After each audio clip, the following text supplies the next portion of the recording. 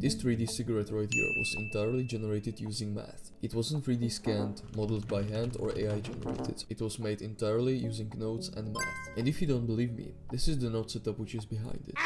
Now you might ask, why would anyone use probably the most hardest way to make a 3D model of a cigarette if they can just model it or scan it with the phone? It's very simple, because everything you see was done procedurally using math. It allows you to control any property or attribute and change how the mesh and the materials look like in the real time. For example, you can change the radius, tobacco density and scale, burn level and unevenness, ash threshold, cigarette length, filter length, and basically every other aspect you can think of. And with a setup like this, you can make basically infinite variations of the same 3D model. The best part, I released this generator to public, so you can get it as well, but more about that later, because now I want to quickly show you how I've done it, so you can too. So obviously, let's start with the cylinder. Convert it into volume and you distribute some points inside the volume. Let's add another cylinder, which will be the filter. We will come back to it later. And because we are making a cigarette, we will instance a grid mesh on the points to create tobacco particles. You can also use the noise to offset the position of those particles to make them look more organic. But now we are facing the first obstacle.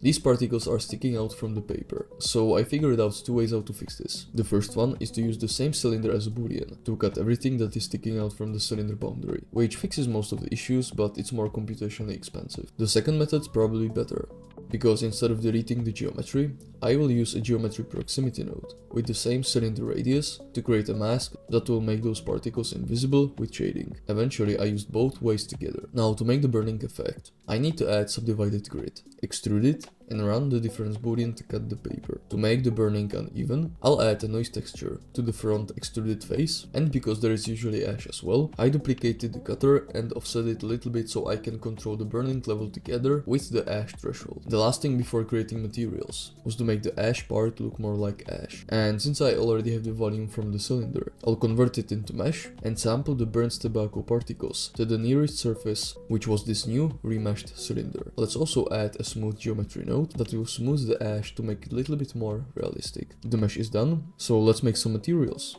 The filter texture is probably the easiest one to make, because if you look closely, it's just a Voronoi texture on an orange background. The appearance can be easily achieved with the Voronoi texture and the mix color node. The cigarette paper is also pretty easy, just a white, a little bit translucent material with some bump to make it more wrinkled for better realism. Let's also add the wave texture to create those tiny thin rings along the cigarette. And now the question is, how do you make the burning effect? It's pretty simple. Let's use the extruded grid, which is the cutter for our cigarette, and add geometry proximity node. What I'm interested in is the distance output, and I need to transfer this property from the geometry node editor to the shading editor. To do this, let's add a store named attribute node, plug the distance into the value, and give it a unique name. Now if you go to shader editor, add attribute node with the same exact attribute name, you will have this gradient that you can use as a mask for the paper, burnt paper, and the fire. The tobacco itself is just a noise texture with some hue variation, value variation, and saturation variation. The tobacco shader is also using a little bit of subsurface scattering, which will improve the realism as it accurately reacts with light. To separate the ash from the tobacco, we will use the same attributes to make a mask. And that's basically all. Now all of these nodes that you can see here, it's a pretty big mess. And using all these nodes is pretty inconvenient. So if you plug all the important properties that you want to control to the group input, you can simplify this insane mess of nodes into one clean and simple node. Now I took this even further,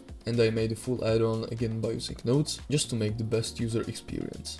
You can generate the item straight from the 3D viewport, you can adjust any settings, switch between geometry and material editor to save time, and if you are happy with your result, you can convert the item into editable, meaning it will apply the geometry nodes and turns it into editable mesh that you can adjust and manipulate as you want. I also added a new personalized custom support feature, meaning if you have some issues or bugs, you can explain the issue, provide your email, and it will send the report directly to me, so I can contact you and try to solve your problem. I think it's a great feature, but don't take my words for it. Try it yourself, because as I said in the beginning, you can get this add-on as well. It's the first link in the description, and for the first 50 customers there is a 50% discount. And if you decided to get this add-on, I'll show you how to install it into Blender. It's also probably worth mentioning that Smokify was made using Blender 4.5.0, therefore it is recommended to use this or higher version of Blender. First, download the Smokify zip file from my website.